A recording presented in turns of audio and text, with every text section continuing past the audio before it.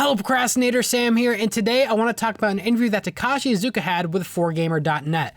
This interview is great. They talk about a wide variety of things. We're talking Sonic Colors Ultimate, Sonic Origins, Sonic Rangers of Sonic 2022, Sonic Prime and collaborations, the Sonic film, and just a wide variety of things regarding the brand. So again, if you're a fan of Sonic the Hedgehog, stick around. You're going to want to hear this interview. It goes over a lot of great stuff. And another reason I really want to talk about this interview is because I've been seeing a lot of misinformation online and a lot of clickbait titles of people, showing excerpts of certain things and not really giving context, and it'll make people think a certain way or mislead people to think a certain way.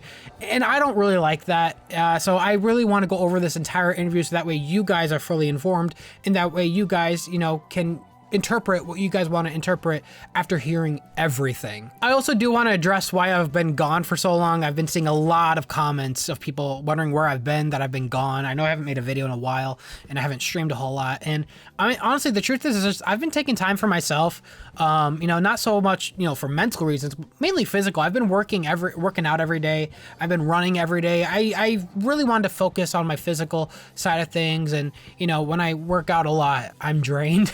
So I don't really have a lot of energy to make streams, and I don't want to make a stream where I'm just blankly staring at a screen playing a game and you guys are just watching me do nothing. Again, I want to give you guys entertainment. I want to give you guys the best content, and that's also why I haven't made any videos on news over the past month, because I haven't missed anything. I don't really think a lot has happened recently to warrant a video. So again, I only talk about, news videos when I feel like it's worth your time. I don't want to waste your guys' time, and I definitely don't want to mislead you guys into thinking certain things. That's just my style of content. That's just me. And at the end of the day, I'm not a news channel. I talk about a wide variety of things. I do a wide variety of stuff on this channel.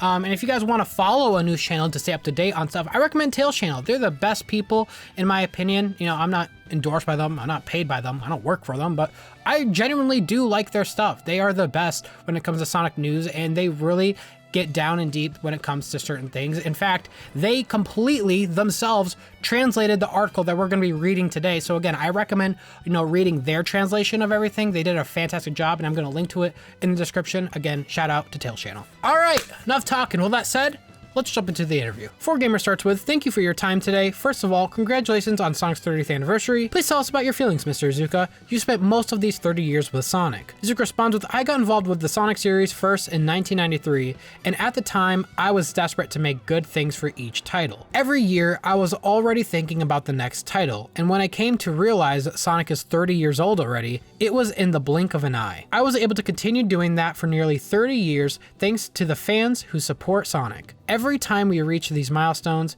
we are filled with gratitude. The 30th anniversary means that those that were Sonic fans at the time of release of the first title are older than the series itself. It truly makes me feel the flow of time. When we released Sonic Generations to coincide with the 20th anniversary, we talked about how a link for both children and adults have finally been created. 10 years later, those that were kids at the time have grown into teenagers. During Sonic Mania in 2017, I got to experience making games with Sonic fans, and I realized that the generations have changed. So that was a little bit of insight of, Iizuka's thoughts of how long the series has been going. And again, I think it's really great to see that. I think it's great for Iizuka to understand that, the fans are never the same. The fans always change, the fans always adapt, and the fans grow along with the series. And I think that's great for the person in charge to understand that. Next up, we're talking about Sonic Colors Ultimate. 4gamer says, new titles for the Sonic series were announced to coincide with the 30th anniversary. I would like to ask you in order, so let's begin with Sonic Colors Ultimate. Iizuka responds, this is a remastered version of the Wii title, Sonic Colors, that was released in 2010. In recent years, partly due to the success of the Hollywood movie, the Sonic brand is expanding at an accelerating pace, and it is rapidly spreading to families everywhere. Therefore, I wanted to deliver them a quintessential Sonic game. So I chose Sonic Colors, which is highly evaluated by fans and cannot be played with the current hardware. They ask, what is the difference between the original version and the remastered version? Iizuka responds, in addition to the high-speed action seen in recent Sonic titles, the game also features the Color Power power-up. All of this will be accomplished with high-definition resolution and improved graphics. And also, a new Jade Ghost Wisp has been added with the ability to turn Sonic transparent, making him able to pick up items in places that the player could not go to in the original version. So, even those who played the Wii version can play the remastered with a fresh feeling. They respond, people that played the original can also enjoy the remaster? Iizuka responds, yes. Jade Ghosts are placed in various places, so they'll be able to develop new routes and find new enjoyment in the game. But also, for those who are not good at platforming action games like Sonic, Sonic Colors Ultimate does not feature a life system, meaning that the player can start over from where they failed without fearing a game over. In addition, even if you fall off the stage, with a new Tails save feature, Tails will rescue Sonic on the spot. So what they just talked about regarding Sonic Colors Ultimate is not a whole lot of new information. We knew a lot of the stuff already, but it is, again, great to hear his thought process as to why these certain things were added to the game. And we did know that Sonic Colors Ultimate, is an introductory game for new fans, especially younger fans. I feel like, Colors to me was already an easy game, so they're kind of making it easier.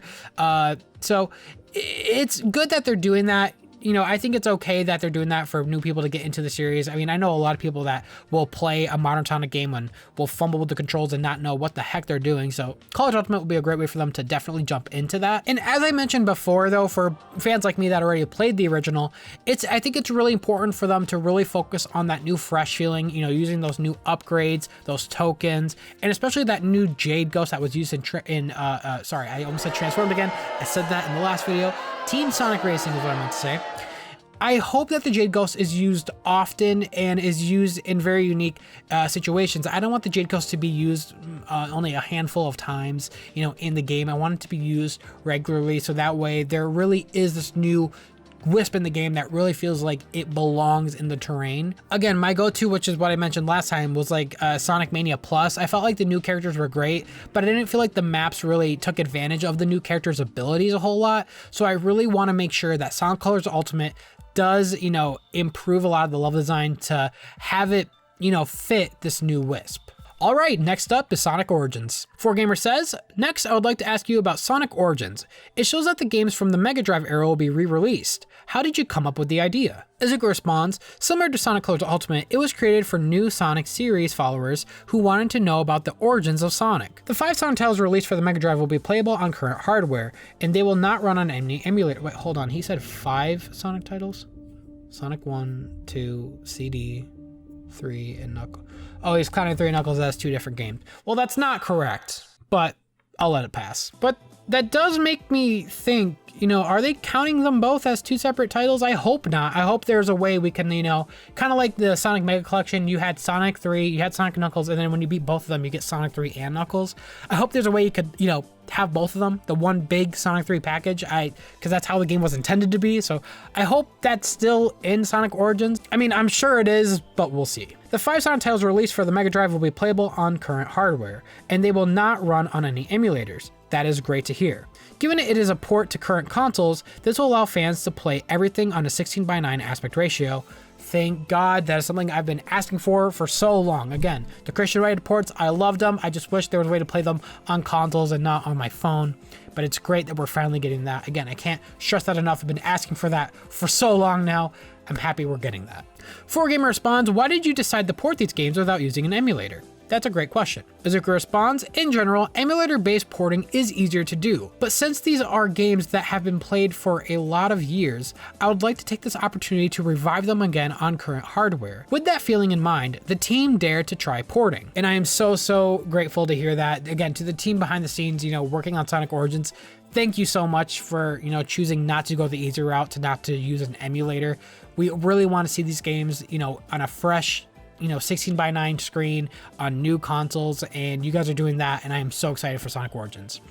He continues, since it's in the early stages of production, there's not much I can talk about in detail, but since the games will not run on emulation, we can modify the games themselves. While faithfully reproducing the original, I would also like to add elements to make it easier for beginners to play, similar to Sonic Colors Ultimate. So what that kind of reminds me of is Sonic Jam. If I remember correctly, I believe Sonic Jam had like an easy mode for the classic games. In fact, I think that's the last time the classic games had anything like that. They had like an easy mode. I hope that's, something that is just a feature you could turn on and off, because I want to play the originals how I remember them, just in a 16:9 screen. I don't want them to have too much of a difference. I don't want the life system to be gone or the time system to be gone. I hope that stuff is like, Sonic 3 Air, where you can, choose what you want in the game in detail. Like you can have the drop dash, you could turn off the time, you can, do a bunch of stuff. I hope that Sonic Origins, takes notes from Sonic 3 Air and fan games like that and we could have the options to turn on certain things. Next up is the one you guys probably been waiting for. This one is about Sonic 2022 or Sonic Rangers. 4Gamer says the last thing that was revealed is completely new. Iizuka responds, after the release of Sonic Forces, we did not announce for a while a new mainline title for the Sonic series, so I was worried about the fans. It is still premature, but I just wanted to let you know that we are developing a completely new work on the occasion of the 30th anniversary. And that is a huge snippet that I just want to let you guys know about, that is a snippet that people were taking out of context, like, oh man, this is a premature title, they showed it way too early, this game is doomed, the development is bad. No. What it was is Iizuka knew that, we haven't had any news on the mainline title, in a long time. And in fact, if you guys remember, all these people screaming, show us something. So Iizuka showed you something, and that's literally all it was. He wanted to show you guys, yes, while it was premature that, it probably wasn't the time that the team wanted to do it, it doesn't mean that the development behind the scenes is doomed. It doesn't mean that the game is being rushed. It doesn't mean that they didn't have anything to show. Again, if the leaks have anything to go off of, there's a good amount of the game that is done, and the game is playable, obviously. There's a lot more work they probably have to do, but they wanted to show us something, give us a little teaser to let us know that they are working on stuff behind the scenes. That's not a bad thing, and that's nothing that I feel like should be warranted to be in the title of an article, Again, Sonic fans, you guys were the ones screaming to show us something, and that is exactly what he did. He literally did what you guys wanted, and there's no reason to complain about it. Zero reason at all. And I know some people are going to be saying, why didn't they show gameplay? Well, I'm sorry, but they haven't showed gameplay for the announcement of Sonic games in a long, long time. Same thing that happened with, Generations. They just showed a CGI teaser trailer. Same thing happened with Forzas. It was just a CGI teaser trailer. And then over time, when the timing is right, they'll show, a gameplay trailer, and then they'll go on, they'll release the title and all this stuff. We've been on this roller coaster before, so don't act surprised. You know exactly what's happening. Just give the team time. They're working on it behind the scenes. I'm sure they're working hard. And again, I am curiously optimistic about this game. It sounds ambitious. I'm not going to say it's good. I'm not going to say it's bad. I haven't seen anything about the game yet. We've heard stuff here and there because of the leaks, sadly, but nothing that is definitive. And again, no visual gameplay for us to see yet. Things could have changed since then, since those leaks. So again, I want us to hold judgment until we actually see gameplay. Anyways, we're done with that ramble. Let's continue on. They said the mysterious symbol that has been teased on the game, but what do they mean? Iizuka responds, it is a symbol that will appear in game, but its meaning is still a secret. However, I can say that it does not have any meaning that can be understood by common reasoning. I think I can talk about the details soon, so please wait a little longer. And that's something I suspected about that little, symbol that people thought said Zap, like it was gonna be called Sonic Zap. But Iizuka says right here, you're not gonna understand it. It's just gonna be something that will appear in the game. It's something I've been saying for a while now. It's the same thing with the Forzas, teaser trailer. They showed like an infinity sign, and yes, it counts as it was a logo that was on the bottom of Infinite shoes, but the logo didn't really have a big meaning to the game. So again, I'm sure this symbol will be in the game somewhere, but I don't think it's a big deal. Again, we'll have to wait to see, but I'm not holding my breath that it'll actually hold a whole lot, of lore behind it. But it is great to hear that he says, we'll be seeing details soon, so just wait a little bit longer. So again, keep your eyes and ears open. We're probably gonna be seeing information about the next game very soon. So again, stay close to the channel. Make sure you subscribe, hit the bell so you guys know when stuff drops. And again, stay close to the Sonic News, the best Sonic News channel, Tails channel. Make sure you follow their Twitter and you'll know when stuff happens. All right, next up is Sonic Prime and their collaborations. 4Gamer responds, okay, along with the 30th anniversary, collaborations inside and outside of the games have been showcased. Among them, the production of a new animation, Sonic Prime. Iizuka responds, as I have mentioned earlier, Sonic's fan community is very widespread.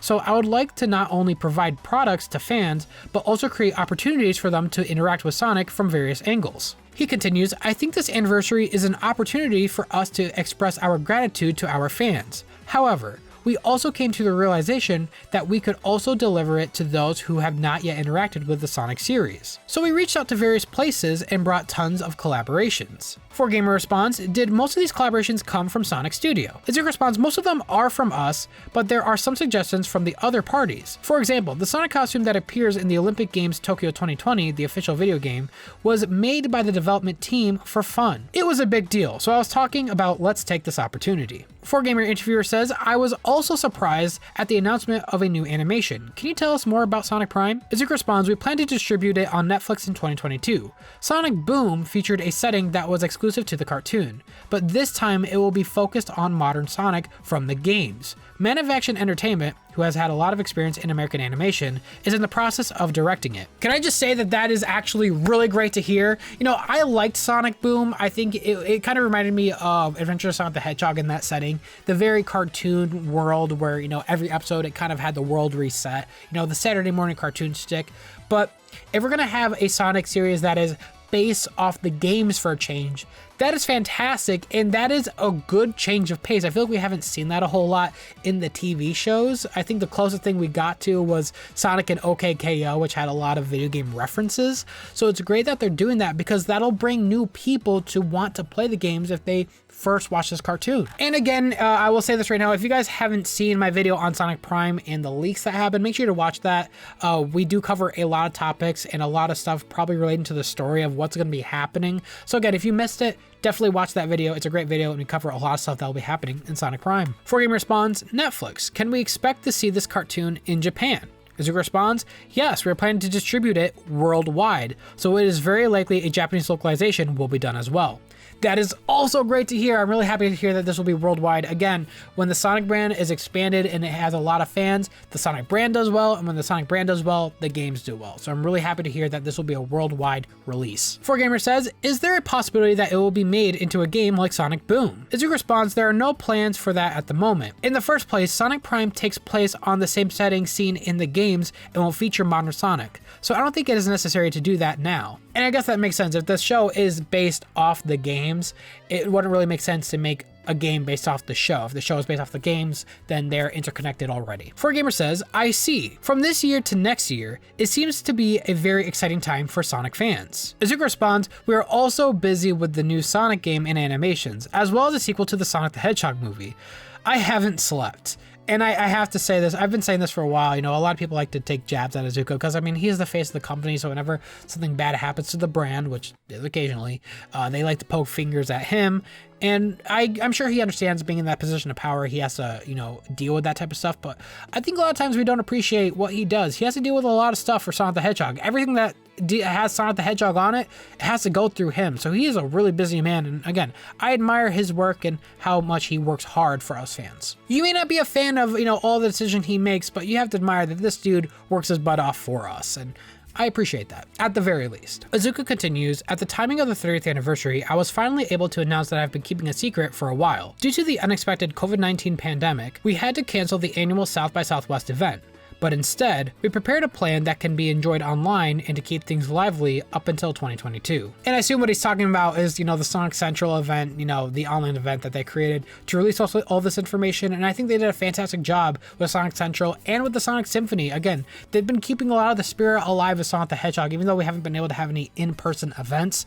A lot of these online events have been fantastic. They've been free entertainment. They've been jam-packed with news. And again, I'm really happy that, they care about the fans to keep the spirits alive even when they weren't able to, and I'm happy they were able to find a way around the pandemic and to do it in a safe manner that is also free and a great way to advertise upcoming stuff. And now we have a segment that is titled A Look Back, so let's see what this one's about. 4Gamer says, I would like you to look back at the relationship between you and Sonic. You are currently based in the United States, aren't you? Iizuka responds, yes. Since 2016, I have been a member of Sonic Studio, a team that runs Sonic's business at Sega of America in Los Angeles. As a creative officer, I am in a position to supervise all products related to Sonic, such as animation and merchandising, as well as game development. I joined Sega in 1992, and at the time, Sonic the Hedgehog 2 was made in the United States, and I was debugging it as part of a new employee training. That was the first encounter with Sonic. I still think Sonic 2 is on my top 5 games of all time. I was overwhelmed by the characters, visuals, and the sound. When I was fascinated by the high degree of perfection, my boss asked me if I could help with Sonic the Hedgehog 3. Of course, my answer was a strong yes. I think this is a great question they asked him. I never really get a whole lot of, where Iizuka, first started, what was his first job, and debugging Sonic 2, that's actually pretty cool to hear. And Sonic 2 is my favorite Sonic game of all time, so it's great to hear that Iizuka thinks the same thing. 4Gamer says, Sonic 3 was also made in the United States. Did you need to go to the United States? Iizuka responds, immediately after the reply, I was told, you can do it, go get your passport. Which I think is funny that just shoved him out the door to go fly here. That's insane. I had never been abroad before. I was not interested in traveling abroad, but I decided to experience life in the United States for the first time to make Sonic 3. 4Gamer says, immediately after joining the company, you were sent overseas? It is quite hard. isn't it? Iizuka responded, my life changed 180 degrees. I was worried about the difference in culture and language. But even so, being involved in the development of a big title that represents Sega made me feel like I was at the new start from the age of 21. They asked, how was your development environment? He responds, there were 3 planning teams, including mine.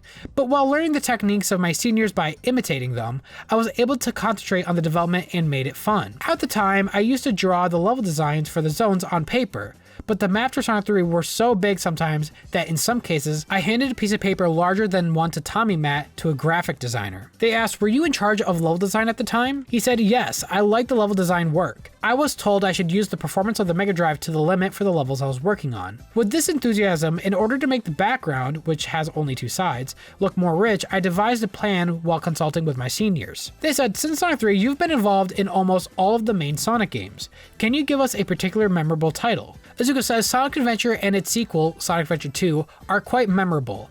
I was impressed at how the former was hard to produce and the latter was fun to develop. They said Sonic Adventure was released early in Dreamcast as the first 3D Sonic game in the series. It was 1998. Iizuka says, during the development, the hurdle to how to make Sonic into 3D, which had been 2D until then, was high. The people around me were skeptical about it. Is this really going to work, they said? The moment when I made a drawing that showcased how the loops in Speed Highway should work, everyone praised me and said, this is it. I remember being really happy. That's actually really crazy to hear that he's the one that kind of devised the loops in a 3D plane. That's pretty cool. However, the size of the game was so great that there was a lot of work to be done, and it was a battle against time. They said, who was in charge of Sonic Adventure? Iizuka says, as a director and lead designer, I was in a position to decide the path the game should take. In the past, projects were developed with 20 people at most, but with Sonic Adventure, the number of people suddenly increased to 50 or more, so the situation was still uncertain. They said 3 years later, Sonic Adventure 2 was released. You said that the development for it was fun? Iizuka says, for Sonic Adventure 2, I decided to, once more, return to the United States, but at first I was traveling to the United States with only 11 people. For the previous title, there were more than 50 people,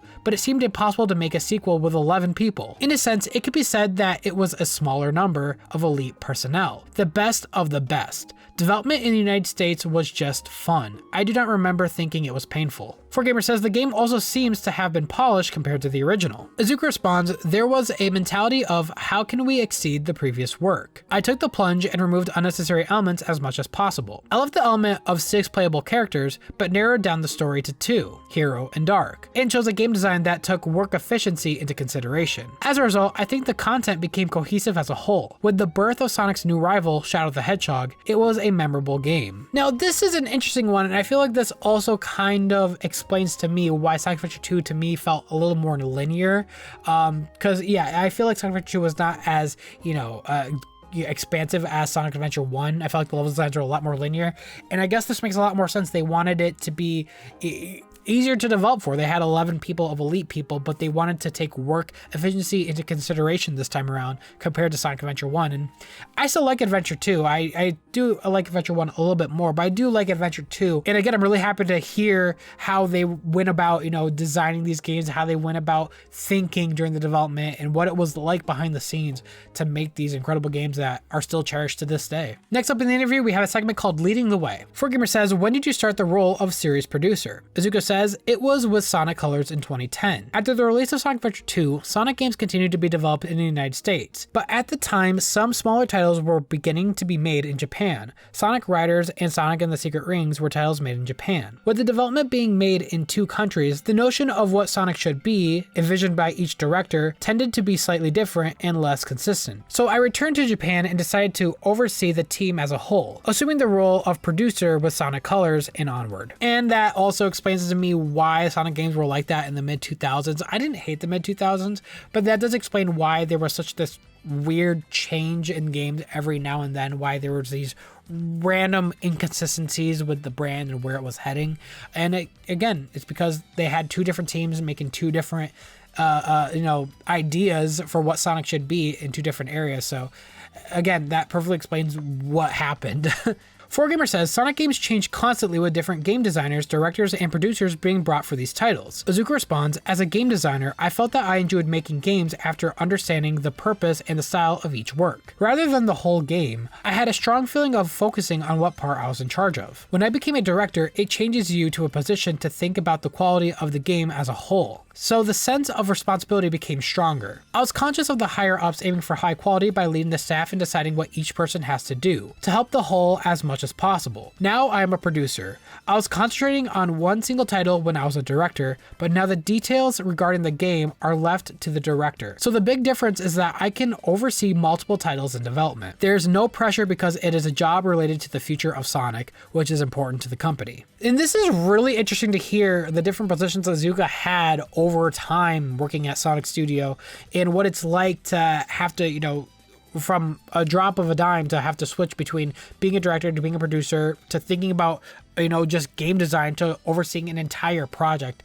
There's a lot to it. And again, it's really interesting that they're asking these type of questions, and these are really great questions. And huge shout out to 4Gamer for asking these questions. We don't really see a whole lot of this, again, as Sonic fans, and seeing Iizuka, we don't really get a whole lot of insight into what it was like for him, and I'm really happy we get to see this stuff now. The next segment of this interview is called Producing the Next Sonic Game. 4Gamer asks, please tell us the important points to a game as a producer of the Sonic series.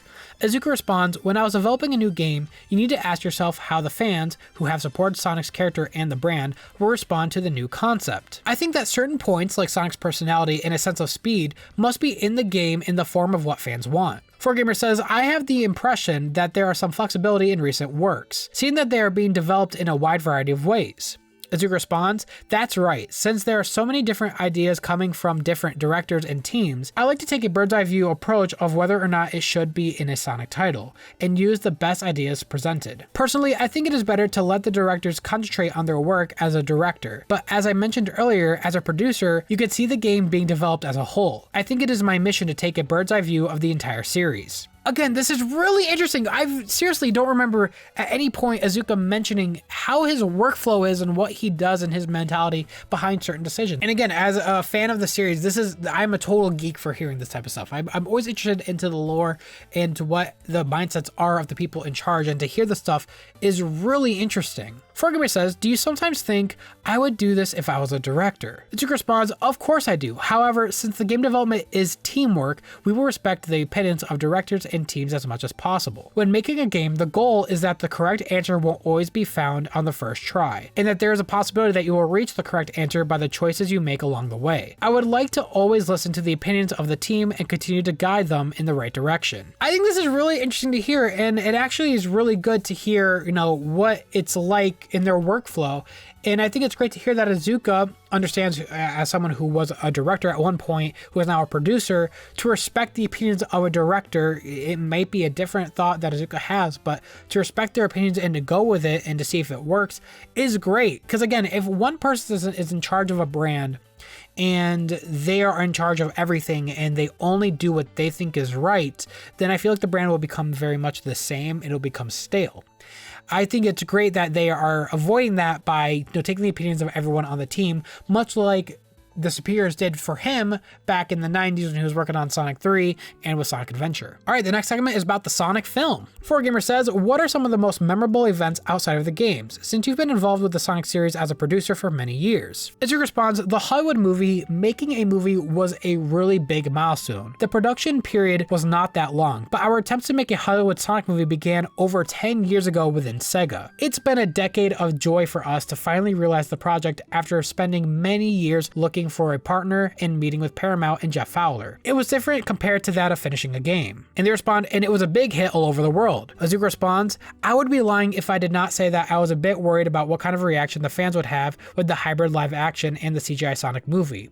However, as a result, it became an interesting work, and I was able to fully express the charm of Sonic, so I was really glad I did. So what I'm gonna assume he's referring to is probably, the early design, why he was afraid of how the fans would react, and I'm sure they reacted the exact way he feared, but I'm happy in the end the designs were changed. The movie was pretty dang good. And again, I'm looking forward to the sequel. And in fact, if you guys haven't seen my videos on the sequel for the Sonic movie, make sure to watch them. In fact, at one point I had my friend Walsh Prower go to a site where they were filming in Canada, and he got some exclusive pictures and videos for us on my channel. So if you guys haven't seen that video, it's this one. Go ahead and watch it. 4Gamer continues and asks, there was also the redesign for Sonic that was shown in the original trailer. Oh my god, they're actually talking about that. That's interesting. All right.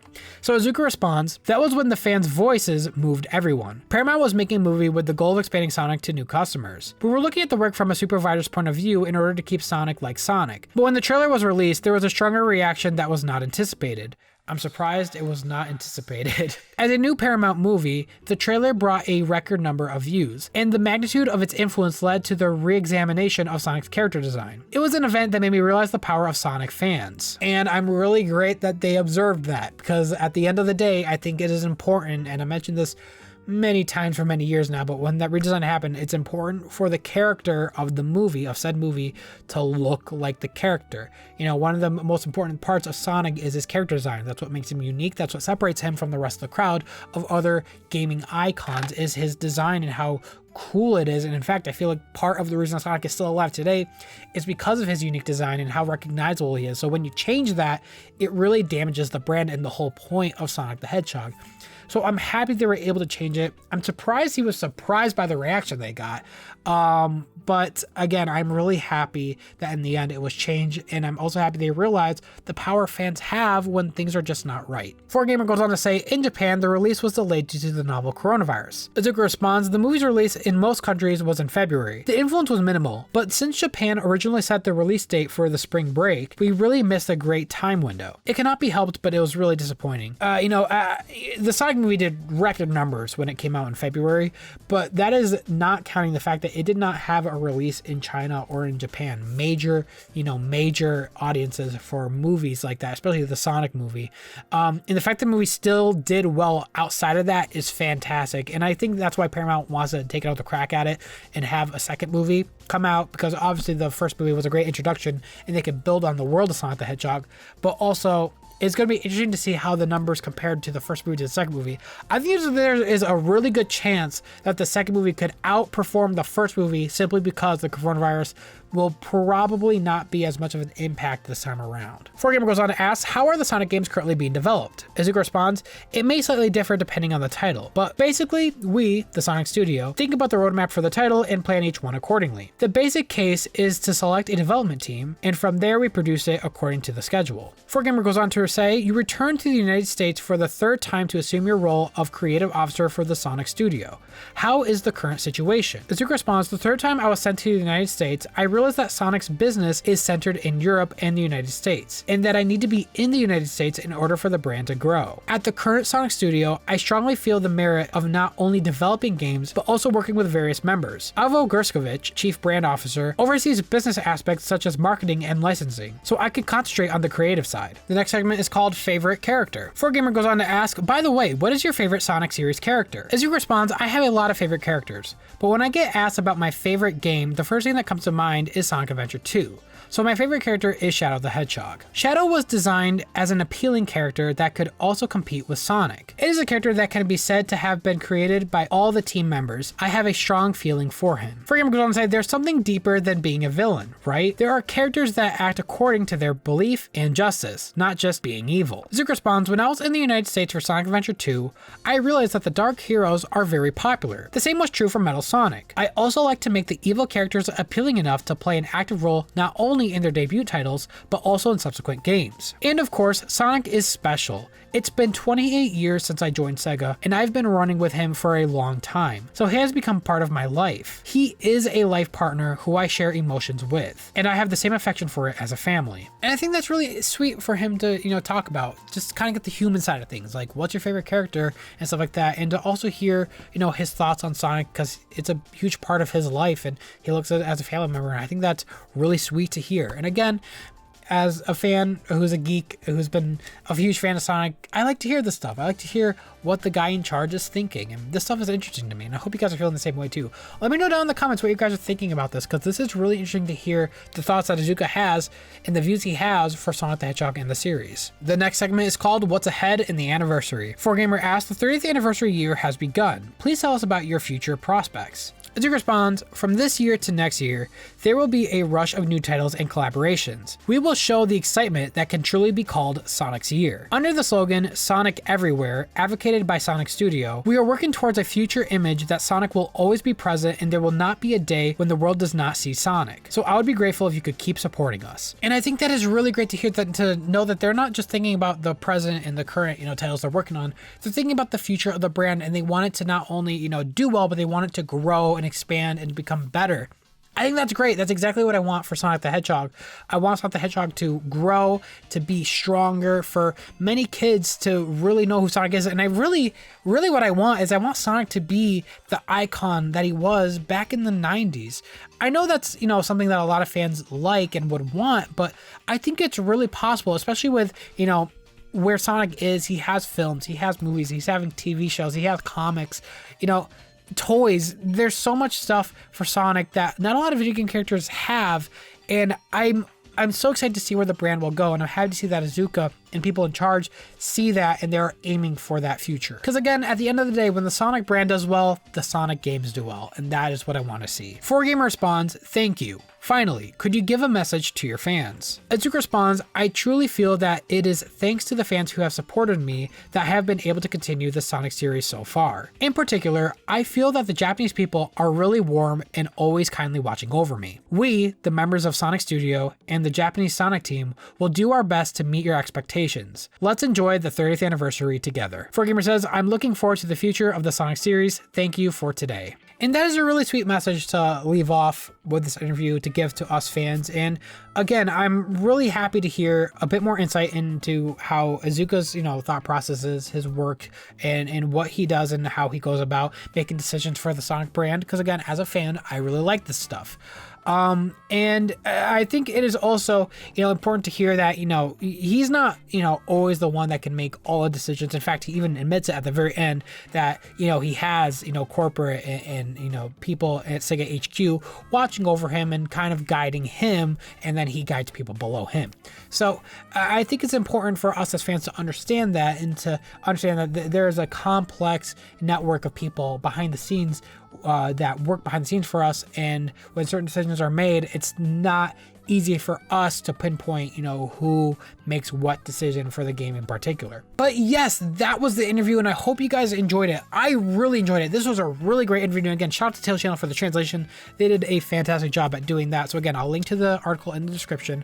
And again, I think this interview was important for us to, read the whole thing and to really absorb what Iizuka's thinking outside of just Sonic Prime and, Sonic, Origins, Sonic 2022, and Sonic Colors. I wanted to hear more about it, and I think for us as fans, it's great for us to pay attention to that and for us to see what is going on behind the scenes. I have to say, this is probably one of the best interviews I've seen for, Iizuka and for Sonic Studio as a whole. This really does give a good amount of information for the fans, for us to eat up, and again, for longtime fans like me to really know what is going on behind the scenes. And let me know down in the comments what you guys thought about this interview. I really enjoyed it. I think 4Gamer did a really great job at this interview. And again, this makes me only more excited for Sonic Colors, Sonic Origins, and Sonic Project 2022, or Sonic Rangers.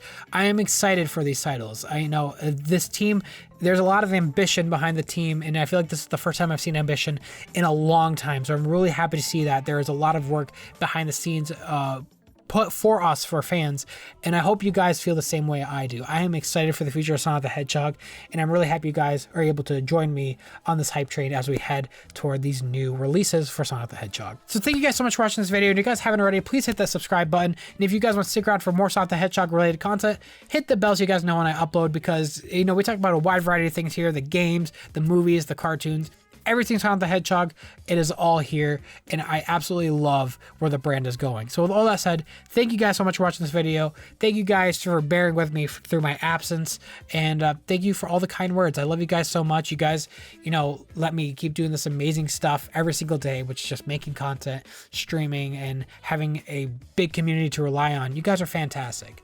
With all that said, this is Sam signing out. See you later, procrastinators.